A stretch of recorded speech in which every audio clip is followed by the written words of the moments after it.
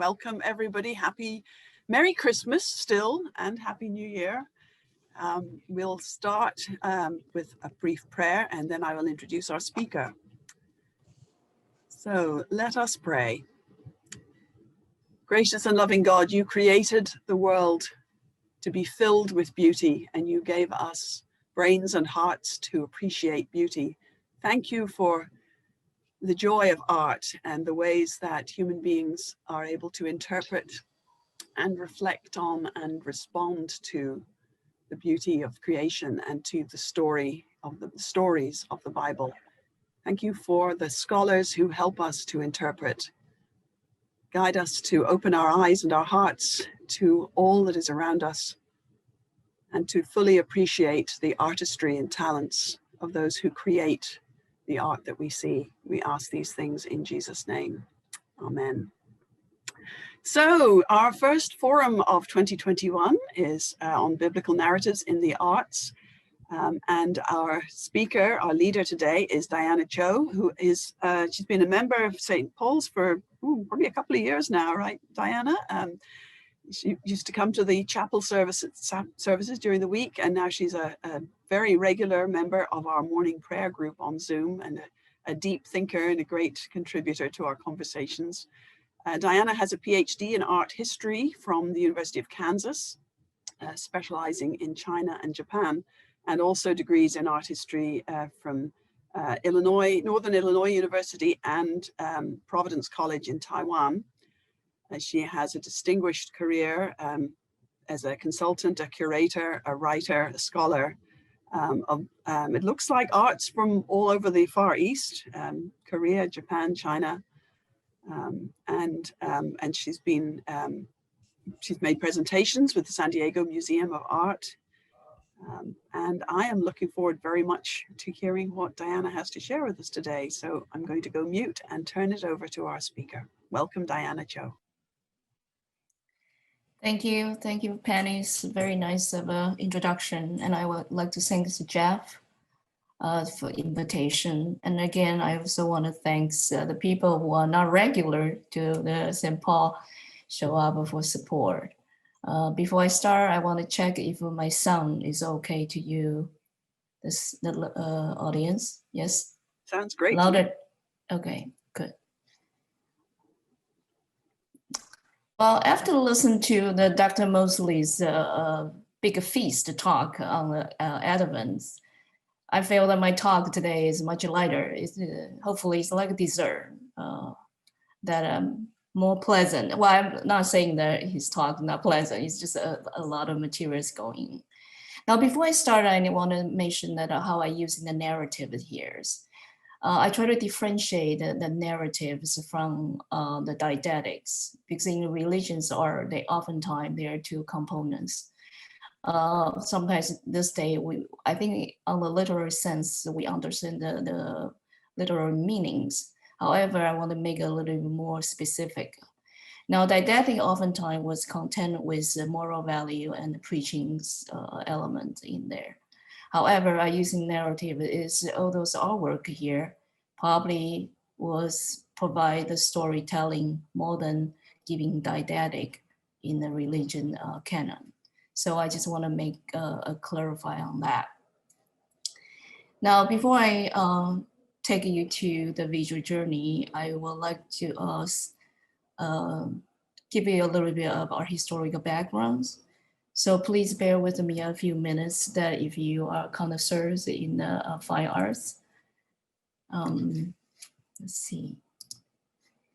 Now, Christian art exists quite early period. I'm only gonna, I list this the three major areas, the Byzantine, Gothic, Renaissance, and Baroque, is that this is the areas the Christian art was most dominant. Of course, you are aware because the religions, Catholicism and Christianity are dominant, was really dominant during this time period. So majority of our work was focused on Christian subjects. That's where the area, so the objects I'm going to talk about today was focused on the Renaissance era and the Baroque. And of course, from the Baroque era, a lot of our work has become secularized. And even the artwork we are looking today, that might have a much more strong of secular element than the religious element of that.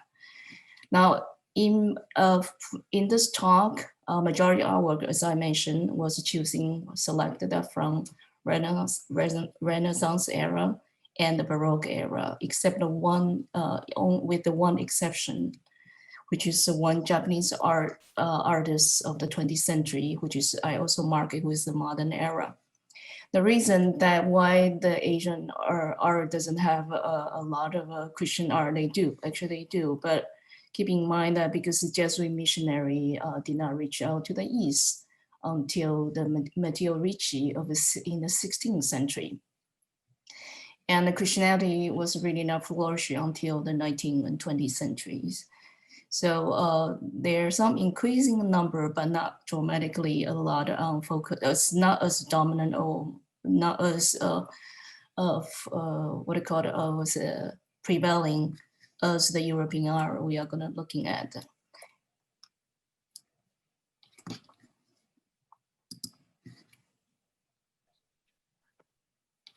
Now, traditionally, the Renaissance and Baroque art periods also considered the peaks of European art, especially Italy.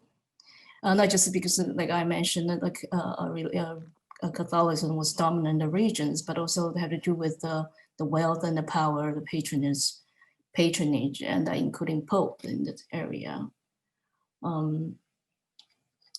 Many significant and international famous artists were also active in this period, which is probably very known to many of you. But I might disappoint you for not including this artist here, this is the sample, such as Masaccio and Raphael, Da Vinci, and Michelangelo, Jan van Eyck, and even my favorite, Bosch. The reason that these artists really deserve a full hour of attention for their artistic innovation achievement. But there are some you might be familiar with and some you're probably not so familiar with.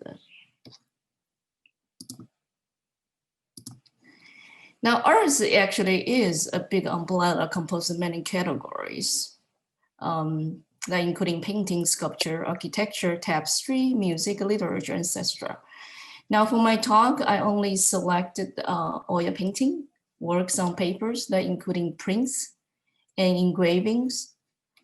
And I also divide my subjects based on 3 categories. One is based on story of individuals, 2 specific events, 3 ascents. I was debating the term of ascents here. I was like consider introduce the significant contributor. I believe that canonizations of a figure was beginning in the 14th, 15th century and become very dominant up to the 18th century. So I will leave that probably later. I also want to point out that there's a blur line between the story of individuals and specific events. The reason is that some of the individual in the Old Testament actually has a whole book to dedicate to one individual. Some will appear in today's talk. But some of the individual or the figures that are known to us have to associate with the specific events what happened in their lifetime. So sometimes there's a blur line. I just want to make that distinctions here. Now let's begin. By the way, the order of my talk is not based on the chronological the artist, instead of in an order of in the Bible. So I will begin with the Old Testament and then the New Testament, which is very straightforward.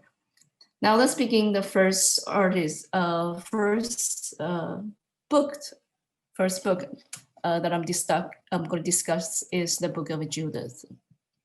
Now, some of you are aware of that the Judith story, pretty lengthy, was really about, the text is really about a very wealthy, virtuous widows was rescue her claim from a potential massacre threat of the Assyrian general Holofernes.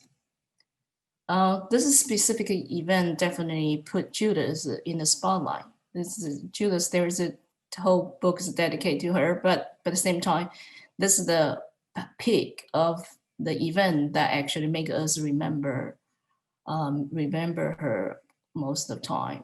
Now I want to focus the painting. I want you to look at the paintings first. Before I start, this is actually Baroque time period. The artist I will spend a little bit of time later to emphasize that she actually the woman artist. Now, if you look at this is actually rather large painting. It's almost 7 feet. There are several elements that stands out, which is characteristic of Baroque art. First of all, Baroque art oftentimes try to emphasize the dramatic element of subject matter, and by darken the background. So they kind of create like a stage performance, which is one of very prominent element that you can recognize that. Now, second is the Baroque artists oftentimes very interesting of the treatment of the light sources, how the light's reflection, and oftentimes also emphasize using a very interesting way of place both darkness and the light at the same time. So this is one of a very good example of the Baroque, sort of kind of very, very good example of Baroque style. So here you can see that very clear that Judas was in the center of the large painting. And then the back, you see the drapery, velvet red drapery curtain behind. And this is also kind of giving you sort of kind of stage performance of the feeling, give you an atmosphere of that.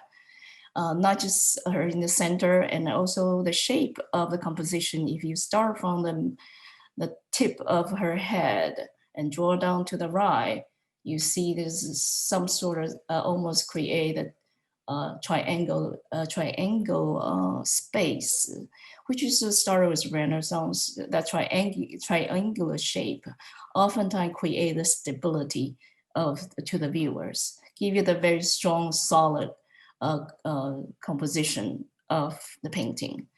And the other thing I want to point out that this is not just a subject in this particularly this moment that heightened, I'm sorry, I get back, was very heightened. There's some sort of silence, but not really silent.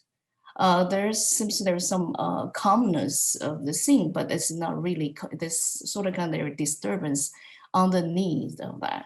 Now, there's several dramatic elements, of course, heightened by the way of her raising her left hand, block the candle lights that actually cast the shadows cast a shadow over her upper arm and also half her face, and then also some of the sleeves on the back. So this is really really referring to what I earlier said, that Baroque artists are very interesting of the way of casting the shadows and casting a shadow, or the interesting of the treatment of darkness and the light. But one thing I also point out that the dramatic and the sort of kind of theatrical elements that we see in the way when she was the arms up, that sort of kind of gave us, tell us, so sort of a tale of we are the audience, that stop something coming, because they're both her face and also the face of her maid actually was looking at the same direction. Because this is where the scheme, they actually slaughtered the head of someone. It's some sort of crime. But at the same time, it's a heating plot and nobody knows. So they sort of kind of worry, or maybe anticipate something, someone is approaching to the tent. So they pause that. Now, some of the symbolism that we can go on to talk about, but I just want to point out a little bit of this, the candle light. In the Renaissance art and also in later of Baroque art, and actually the idea was far beginning in the Gothic period, the candle was a source of symbol of light. It also symbolized the presence of the God. So this painting was quite impressive in the scale. And I will come back to talk about the artist. But this artist is also very interesting that she also interesting a lot of subjects that from the from the Bible, especially a woman subject. She also do Esther and also Bathsheba and Susanna. So Susanna will in this discussion as well. Now, Artemisia Gentilechi actually do quite a few editions of the subject. So this is the example. Actually, this will give you a sense of how her artwork in progress. On the left, this piece actually was her much early work. Was pretty much very deliberate and very violent, of course. Pretty much deliberate to follow what Bible was described, because the Bible itself, this part of the story is not mystery. It's very straightforward. Now, the second one on your right actually is where she make a progress, beginning changing that directness into something more mysterious or more suggestive in a way, much more interesting actually in a way. And back to the first one, actually, this is considered the most mature of her work and the most independent. When we say independent, actually, we were referring to her a little bit of artistic training. She began her training, she began her training actually from her father. Her father actually is an artist. And then Caravaggio. Caravaggio is the master of Baroque art, and some of you definitely heard the name, and his work will bring in later this talk. So, she's pretty much inspired. She was an incredible talent. She's not only woman artist in the Italian time, in this Baroque time. Actually, in Italy, there are quite a few of very important of women artists. However, the women artists actually, some of you probably are aware that women artists has been surveyed in the history since the Greco-Roman time, but it has been remained anonymous up to the 14th century. Not until the 1550 that the woman artist's name has been recorded, beginning to record, but they never really give it a full recognition of attention as their male peers artists. This is same situation happened to Artemisia Gentilechi. Very interesting that her fame, she actually is one of the most successful follower of Caravaggio. And she is she is also the first woman's artist that was admitted to the Florence Academy of Arts at the age of 23. But her fame was actually disappear after her death, not until the 20th century that art historians starting notice her work. Not even until 1976, the first exhibitions about her work start in 1976, and surprisingly, actually was organized by LACMA in Los Angeles, and the travel to the Brooklyn Museum of Art. There are some traditional interpretation of her life. The reason that there is some update of her life as well. I might talk a little bit of her next following, but I want to go to her next painting. That this is where the Susanna. Now it's kind of interesting. I don't know why it was being included in the book of Daniel, and actually it was in the appendix 3rd. And in this appendix 3rd, actually there are 3 different stories, a short story, and Susanna was the one of the story. Now, some are really aware of that. Susanna was actually a young, beautiful married woman. And for some reason that the elder was really lost for her beauty. And so come up with this scheme that gonna pick up when she was taking a bath privately in the garden. And when she sent away her maid, and these two dirty old men actually sort of kind of embarrass her. And so in this painting, unlike the previous one we were looking at Judith, that this is much more bright in the sense that doesn't have really the background, a lot of darkness in the background. I'm sorry, darkness of the background. And it's pretty clear that as the story is only the one moment where that is two elder was to say things that indecent to her. So which is in the chapter 13 and 20 to 24. Now, the other thing I want to point out is this, that there is a little bit shadow, of course, but the light source is very bright on the right-hand side. So this also indicate that is in the daytime, that the story was happening in the daytime.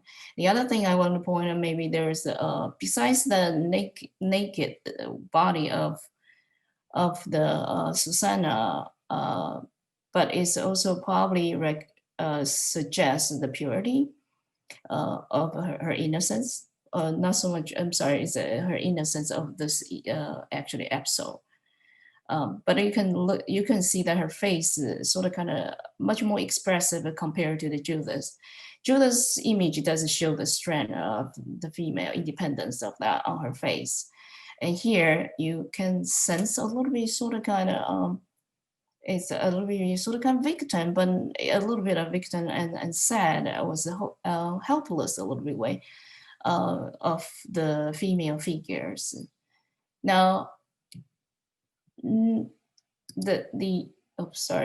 this is where actually earlier I mentioned that Artemisia Gentilechi was a student of Caravaggio. So this is one of the very important painting about Caravaggio, but also has a big impact on Artemisia Gentilechi's artistic achievement. Now, so who is the Artemisia Gentilechi? Many subjects that you created was incredibly impressive. And as earlier I mentioned, that she is the most successful Caravaggio's follower. And in her own time, that a woman actually not allowed to work in a studio, was not so much of an opportunity.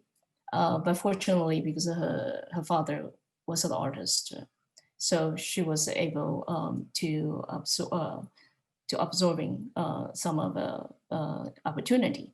However, that when artists have to go to travel the church to sketch the church, to visit field trip, to learn from still life, she was not able to do that. So this is where very important. She would go to the chapel of Caravaggio's painting that I was showing.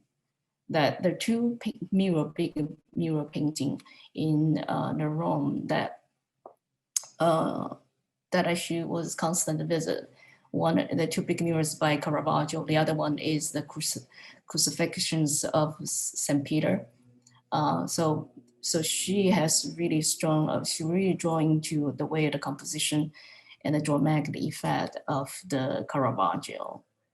Now, the tradition of the story about her, she has a very unfortunate encounter of her very early age, that she was raped by one of her father's artist friend, Tassi. The traditional, we think that she became a victim of this unfortunate incident. And that's why she pay attention, or she working on a lot of subjects, women subjects, such as Judith, misfortunes or abused woman. However, the recent scholarship actually shed a little bit new light of a story of her. So some of you, maybe if you're interested, I will probably give you information that you can look into. Now, back to this painting. This is really probably very good of an example of how she considered herself. This is definitely was illuminated. She's a woman artist in her own right, as being own right. It was independent in a way. Now, if you're interested, this 2020 actually really Artemisia's year. Unfortunately, even it's COVID-19, but she got a lot of quite publicity. For example, like I said, the contemporary scholarship really shared quite good insights of her life, of her death, and also her love story, and more picture of her as a whole independent artist, instead it was under the shadow of her father. Now this one actually will be ended January 24. It's in London. I read somewhere, but I haven't looked into. I read somewhere that you actually can pay us £6 or £7 to see the virtual exhibition. So I'm going to look into that. And if we, of course, many of us couldn't travel, so we missed the 2021 special show of Artemisia. There will be show happen in Detroit. Institute of Art is where the painting I showed you this was the collection will be in 2022. However, this show is not just about Artemisia, as I said, also including Italian women's artists, other Italian women artists dating from 14th century to 18th century. Now, on this left corner is actually the film that in the film it was made in 1997. I assume this is 1997. I didn't see this one yet. I assume this 1997's film was based on a little bit of a traditional view and interpretation of her life regarding to the episode of the rape. But this on the top corner, this one actually just came out in November 2020, made in Italy. And it's also I haven't seen it. I think it's in Amazon. Yeah. So I think people, if you consider, I will happy to hear your input on this. Now we move from Italy to a much more different region, to Japan. This piece, oops, sorry.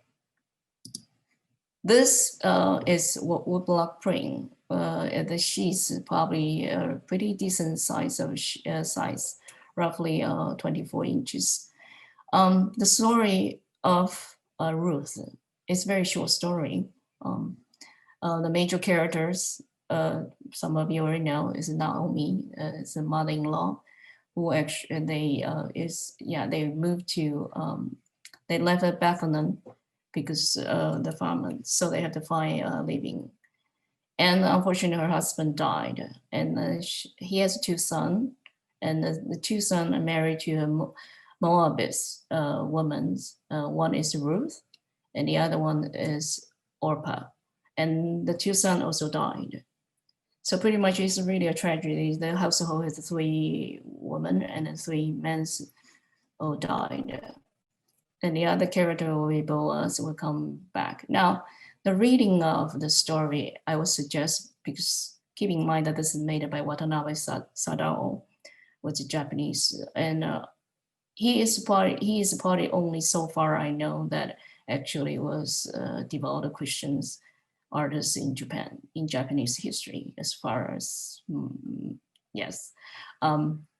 So all his work are biblical, his biblical story. But he was kind of put this biblical story in his familiar with culture, which is Japanese culture. And he was very drawn into a medieval art in Europe. So some of his style, we can see that actually was influenced by especially the medieval artwork, that motionless expression of the human being, and also elongated vertical form of the body, and very undefined. Unlike Artemisia Gentilechi's work, you probably remember how body was well represented.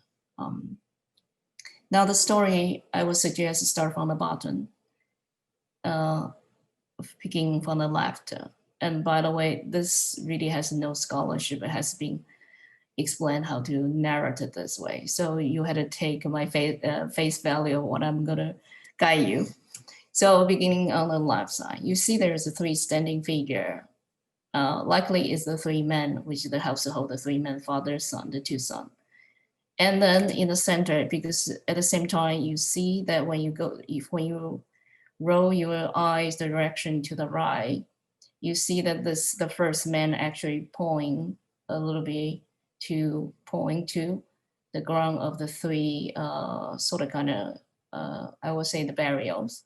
At least this is Japanese culture, the bury to the ground. So this is where 3 men to the ground, and look at two women's kind of sadness. There's 2. I interpreted as 2 daughters-in-law, Ruth and Orpah.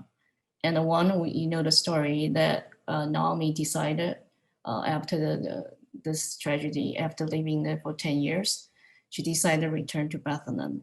So she gonna send her 2 daughter-in-laws away, ask them to away. But Ruth, Orpah at the end left, but Ruth insisted to follow her. And there's a very famous saying that what she said, and some you can find it in the book of the Ruth, that she definitely followed her people. Her people will be her people. The mother-in-law's people will be her people, and the mother-in-law's gods will be her God. And here, so they are together under is a sort of square way, container sort of way, but it's suggests interior. And when the return to the Bethlehem, Ruth said that she's gonna gather the grains from the field. So you can see the grains here. This is where the suggests that she's working. Now, very fortunately, she was entered the field of the Boaz. Boaz actually is a very powerful relative of the Naomi, the mother-in-law's husband, the late husband. So Boaz particularly sort of kind of particularly pay attention to helping this misfortune widows, 2 widows. So you can see that she was able to gather much more grain. So that's also in the house. Now the following, the rest is my interpretation. This is much more obscure. It's a little bit challenging to read, to understand it. But if you put it in the context of Japanese civilization and their custom, that maybe we can shed some light here. Now, after this area, you see the flowers blossom, and there's first person actually was play the flutes, some sort of kind of celebration and a welcome or something in that manner. And in the Japanese custom, the end Boaz and Ruth married. But in the culture, in the Japanese context, it's likely when before the wedding or before the marriage proposed, that the groom's parents, because this man has a long beard, which suggests elder, parents or have the matchmaker or both father of the groom will come to visit the place, come to visit the bride to provide a proposal. So this is likely suggests that the proposal was taking place and maybe the wedding is possible. Also suggests wedding was taking place. And on the top of that is actually some sort of banner and celebration banner. So this is also is a signify us in Japanese civilization. The most difficult part is the 4th male figure on the top. The first one look at much more has a waist full of beard, look a little bit older. So my interpretation of this was Boaz. And as you probably know that Ruth is actually the great grandmother of King David. So the 3 generations, so would be Boaz the son, and then Jess, and then the David. So this is where the interpretation I give you. Now, Watanabe Sadao is, as I mentioned earlier, was very devoted Christian. All his work is no secular subject, is all biblical story. And he's also very prolific. Sorry, he is extremely prolific. There are works that was actually collected in the Vatican Museum and a major big museum in the United States. Those are just the sample that he has done. Also kind of interesting story that in the 1960s, the White House actually was his work was handed in the White House for a couple of years. So this is to tell you that his artistic actually achievement was actually recognized outside of Japan. And then what he also considered himself is a vehicle or vessel for purpose of God, that he believed the biblical story through his artwork was spread to Japanese people. And so his contribution was eventually actually recognized in a many ways. Now, this is just a sample of his work. On the left, you see the Moses abandoned, so the special event. On the right, you're probably familiar with the Noah's Ark. And the middle is the 3 wise men.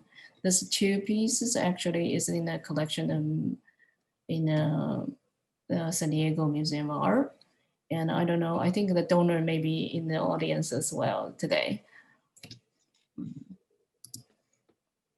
Now come to one of my favorite sort of way. I really like this piece quite a bit. And the story, maybe not so well known, but it's quite interesting story.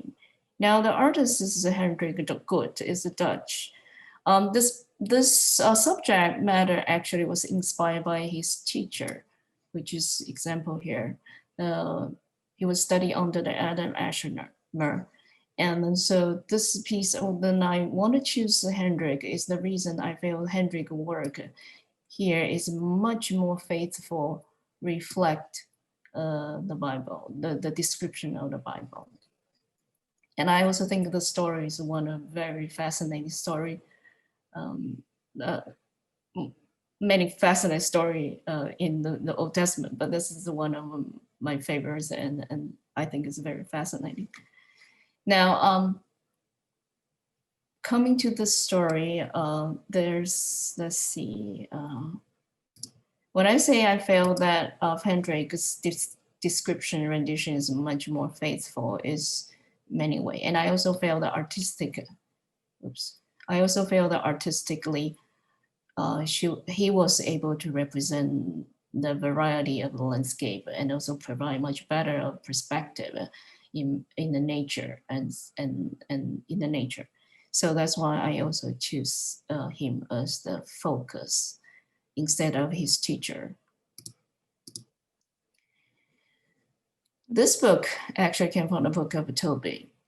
Toby is the father. Tobiah, actually the character in this print is a print. This is the engraving, by the way, is the son. And the 3 major, actually there are 2 parts of the story.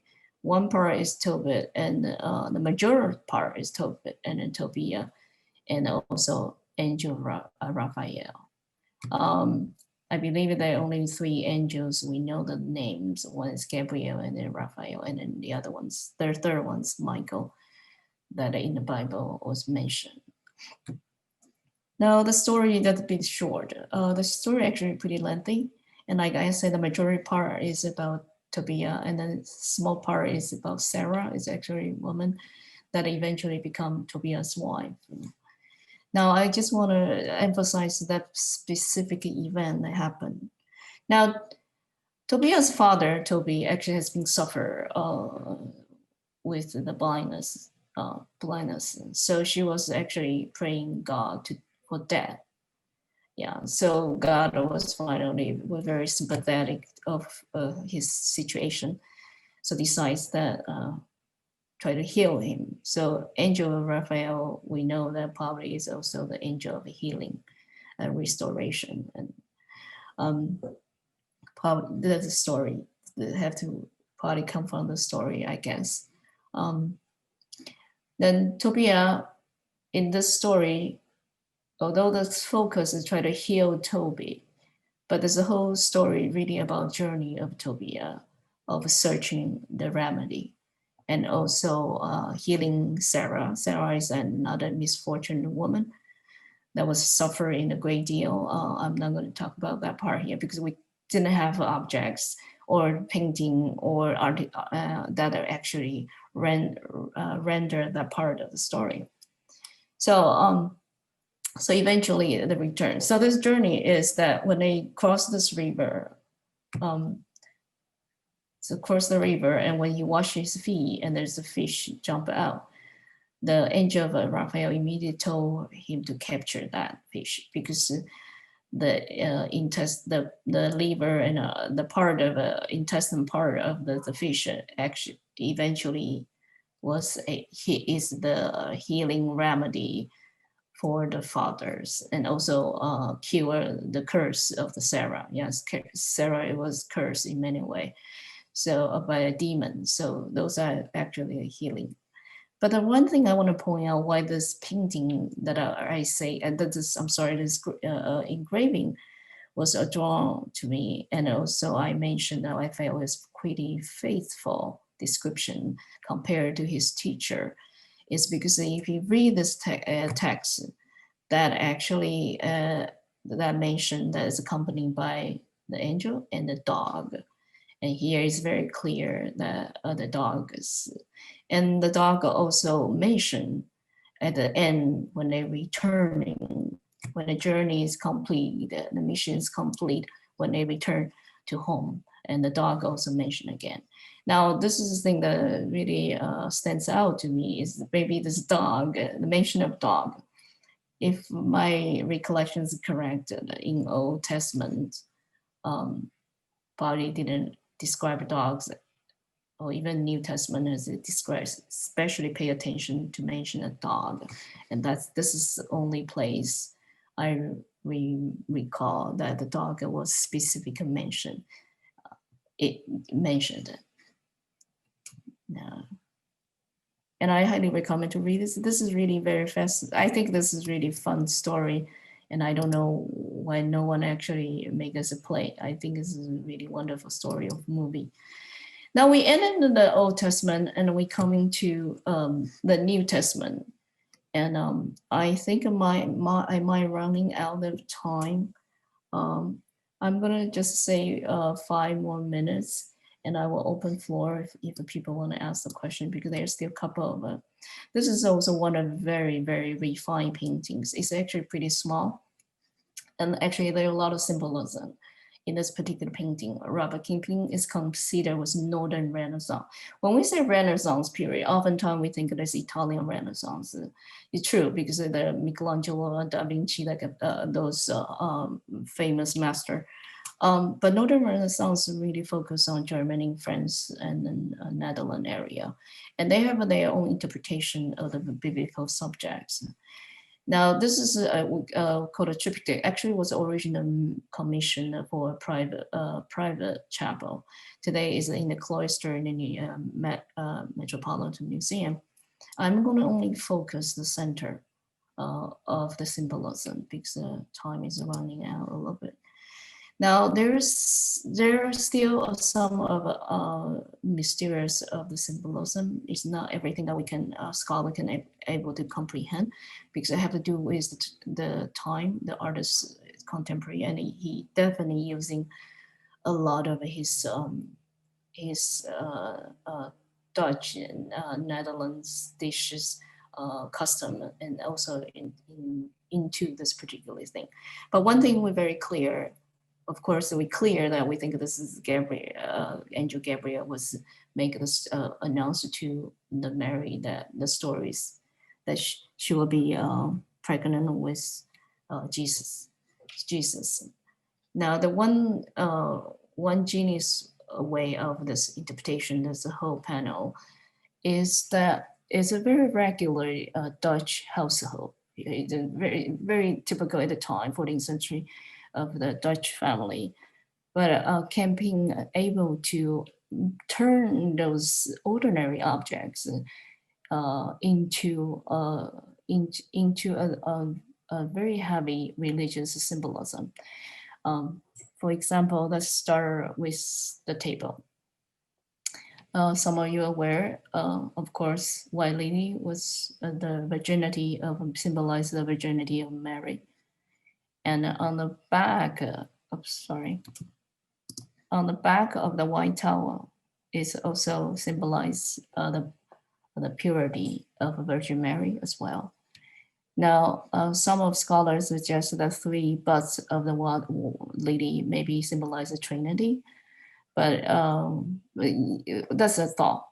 Now, the other thing that's quite interesting is when this moment that Gabriel was tell Mary, suddenly the candle on the table was put off. But at the same time, remember the candle actually is a symbolize of the presence of God. How is it put off?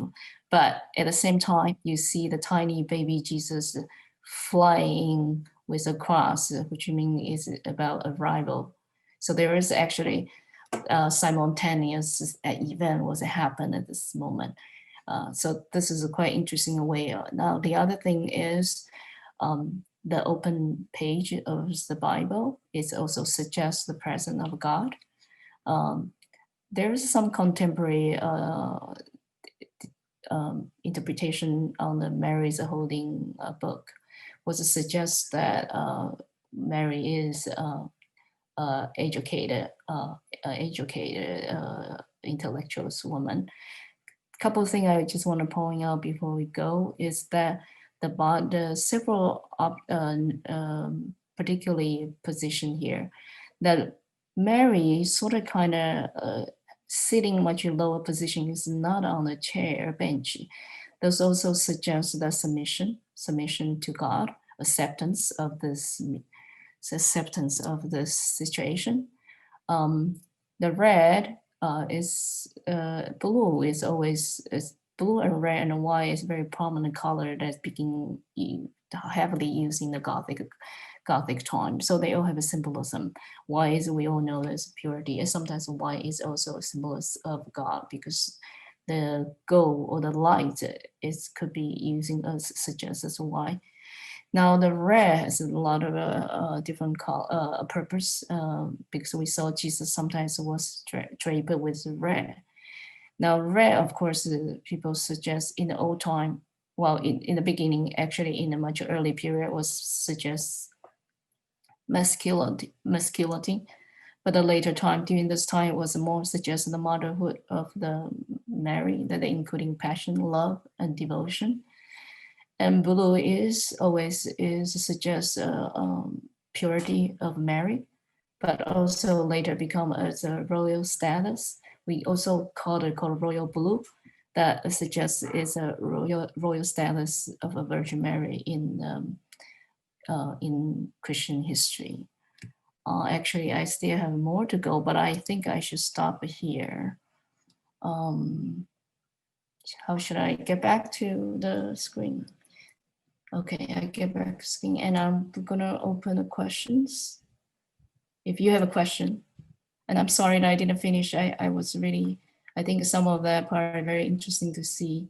Caravaggio and 2 paintings.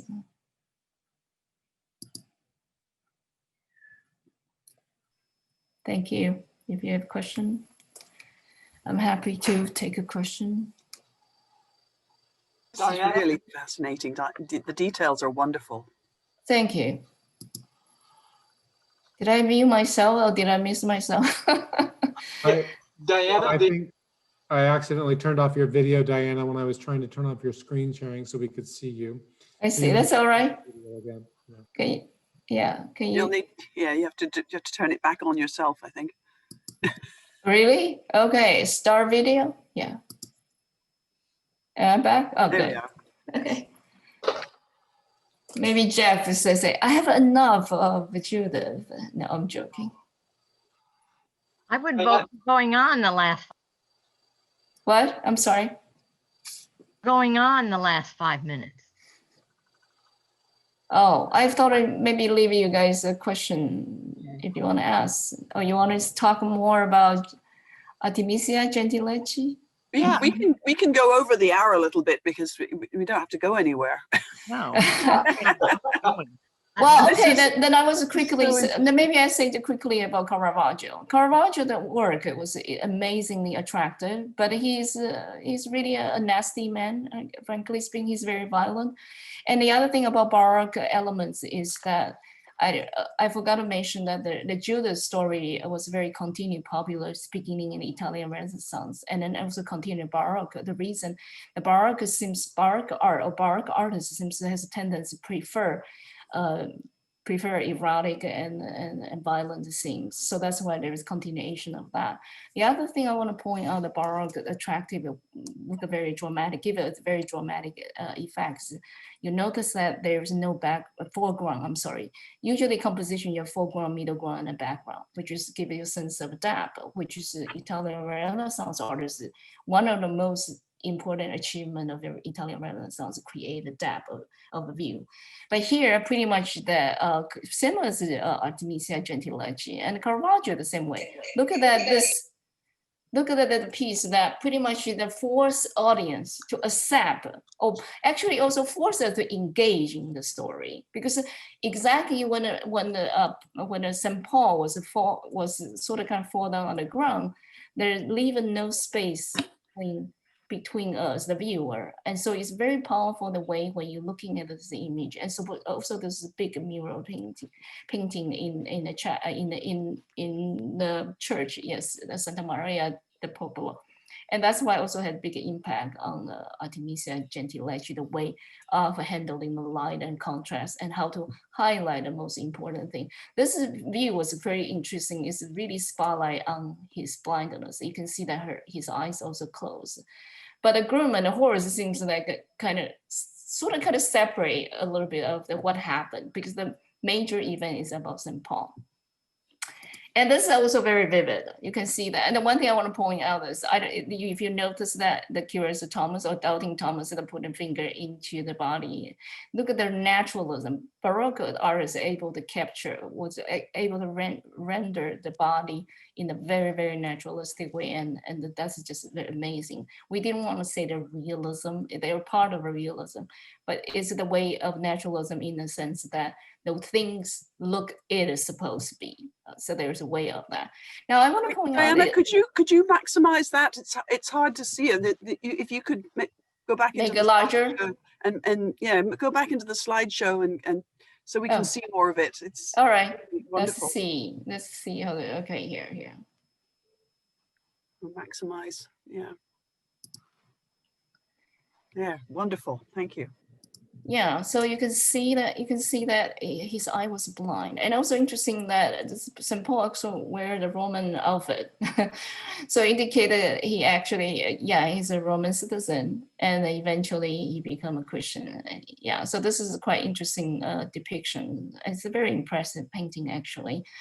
Now the second one, the first one, yeah, this one, I think that is just how detailed.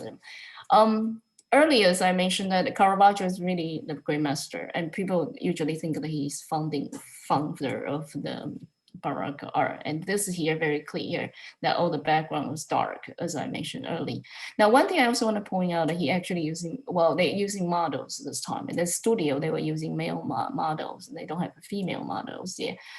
So that's why I explained that they are not very good at doing female body, but Artemisia Gentilechi was stand out from her peers because her women bodies was very accurate. Pretty much it was, well, I shouldn't say accurate, very naturalistic and doing superb superb than her contemporaries. So the reason I point out that Thomas here is that it definitely kind of rag looking a little bit of street people. And then you see actually their sleeve was torn. We don't know that St. Thomas was what kind of status or would definitely wear torn clothes. And this remind me that Penny mentioned today in the sermon about homeless people. He definitely capture of the street people, regular commoner, as in his inspiration of the figures in his description. Now, personal life, he was actually pretty violent, and he actually accidentally, well, I shouldn't say accidentally, he was got into the fight with people. He was quite violent and he was striking people to death. So he had to flee. But anyway, he had to flee. Yeah. Oops. Did I have a? Well, the last one I'm going to finish with the Dürer, because one of the amazing artists as well. And he produced oil painting. He also produced famous engraving. So this falls into the third category. I say is about important contributor. And this is the John. Actually, here this is actually a self-portrait of Dürer. Sure. Now, so Germans in his study, because it's engraving, oftentimes you can find a lot of additions. So here, just 3 examples that you will find in the collection is the Met and the National Galleries of Scotland, and also the National Gallery of Art in Washington, D.C. And you definitely can find a lot of reproduction as well. Now, story very straightforward. We all know that St. Germain's contribution to the history that translate all the Bibles into Latin. And here was, of course, to accompany a dog and a lion. As we all know the story, he rescued a lion, and the lion became his faithful companion forever until his death. I would just want to point out, of course, Dürer's techniques, the realism, rendition, all the artist's achievement, that he is superb. He is really, really one of the great master. But I want to focus a little bit of the symbolism again. And this, of course, also reflects a little bit of his contemporary, where he lives as well. First thing on the right corner, you can see actually is his trademark. It's like his stamp. Was the initial of A and D. So pretty much all his work, we will see that. So it's a good way of identifying the artist. On the second, we're coming to here, the bottom. We're coming to here, but I'm going to look at the bottom behind the dog. There are sandals on the floor. Now, leave a sandal off the floor is actually symbolize the sacred ground. Yeah, the holy ground, the temple. To come to the temple of God, you're supposed to leave your sandal out of that. The holy, but this is a concept of holiness is not origin in the Christian art. Actually, coming from the Egyptian art. Yeah, the kingdoms, the palace. There's a very famous stone relief that actually also is devoted to the Egyptian god, and there is description of the remove the sandal. So remove the sandal is suggest is in the whole in the sacred places, and you see a skeleton. This is where the Italian Renaissance give us the whole idea and continue. Actually, begin with Masaccio, which is one of the very important artists. That idea of a mortality. This reminds us the mortality of a human being. So this is part of that. Now they give it a little bit halo to, well, kind of give it a radiation as a halo to the Jerome, sort of recognizing his contribution to the Christian. And some of the elements on the back, again, on the back of a shell, if you can see, let me move myself. On the back of shell here actually was the candle again. It's a candle again is a represent, symbolize the presence of God. And all the elements have to do with his contemporaries. It must be a farmer's head. And I forgot the gore. It's actually quite interesting symbolism, and it's just escaping me right now. I guess also the sand clock on the back also suggests time. Yeah, I think that's about it. I think I'm finished. Yes. I guess I can open floor to question if you have a question or you want to ask more detail of the pieces. I don't have more detail, Diana, but I have learned more from you in the last, what, hour about Thank you. art and religious art that I thought I knew. Oh my Lord. We are learning. There's a lot going on. There actually a lot of that medieval. That's why I narrowed down to the oil painting and the engravings and print. Because if you talk about architecture, the Gothic, the stained glass, some of you are aware the stained glass has a lot of story too. But stained glasses also had to do with patronism. Keep in mind that the art is without patronage, it doesn't survive. But one thing I want to point out is, besides the Japanese Watanabe's work, in the contemporary world, we no longer see a huge dedication subject on the biblical subject. That's what I'm saying. Maybe they are, but they may never become a very dominant major art movement in the history. And I guess in this case, we do need it thanks to the patronage, the wealthy patrons control, sort of kind of dominant the time period that I mentioned earlier. But become a very secularized. Some of the, even in some of the artwork, actually, even they are doing biblical narrative, is very secularized, including Rubens and Rembrandt's. So Rembrandt's, I didn't mention that too. Rembrandt's do a lot of biblical narrative as well. But there's more secular, yeah, I would say, and the more interesting innovation of the techniques, how they use. For example, Dürer also, the reason that Dürer using as a self-portrait, some scholars criticize the self-portrait was iconized himself as a look like Jesus. Actually, some people think that's the sort of kind of self-portrait look like Jesus. But actually, is unfair criticism because during his time, they all have needed patrons. Especially print is much more popular. You can print more. So he will have this portrait, and he has a workshop. He has a shop. So he need to put this self-portrait by the shop to let people know that, see, I can do as a realistic artwork. An amazing artist is a selling point. That I'm an amazing artist. I can depict all the detail, the hair, the curliness, the fuzziness of the hairs, the feature of a line, and the mustache look almost realistic. So to attract a customer, attract a client to make a commission of the work.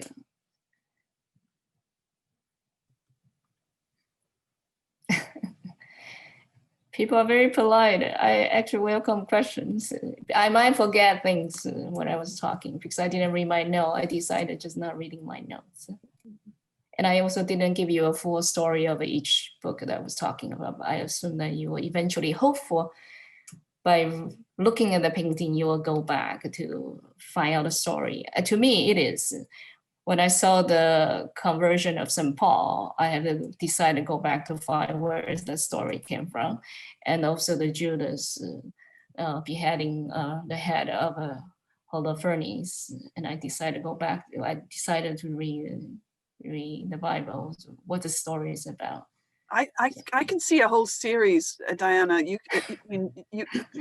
know, of each medium in turn. I think we have time for just one more question, if anybody has one. I just want to say thank you, Diana. This was amazing to me. Thank you, Connie, for support. So special. Thank you so much. Really was terrific. I wondered if, you mentioned that different artists had workshops and they had other artists working for them, and yes, that allowed them to produce much more, many more works.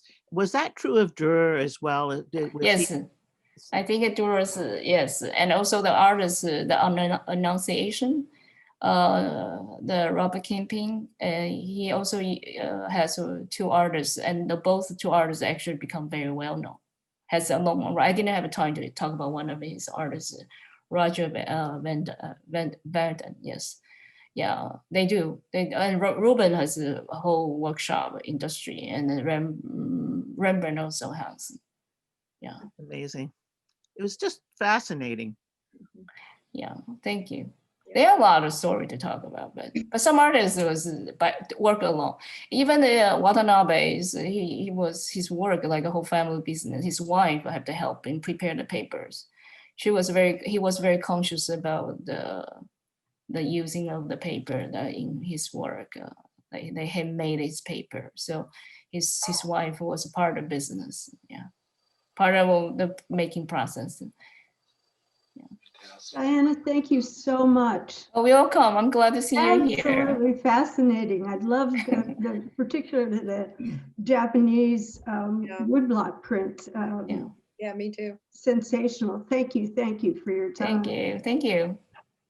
Yeah, Diana, I would like to hear you take each period, Japanese, do a series just on medieval and then Renaissance and then Baroque and then Japanese religious art. There are a lot. I feel that I feel that my understanding of the Bible may be not qualified to give all the details. You did a heck of a job. Thank you. Especially medieval, We should probably wrap it up now. Thank you, Diana. This has been fascinating and great. And I really hope that we'll hear from you in the future. Next Sunday, it's now for something completely different. Next Sunday's forum will be a candidate forum with our at least 5 of our 6 nominees for chapter. Kimberly will be on deployment as a medical professional on the front lines, but the others I think will be here. So please join us and hear a little bit from those who are brave enough to stand for election for our governing board next Sunday. Jeff, anything you want to add? That's it. Thanks again to Diana, and we'll see you next week. Okay. Thank you, Diana. Thank you. Thank you. Thank you.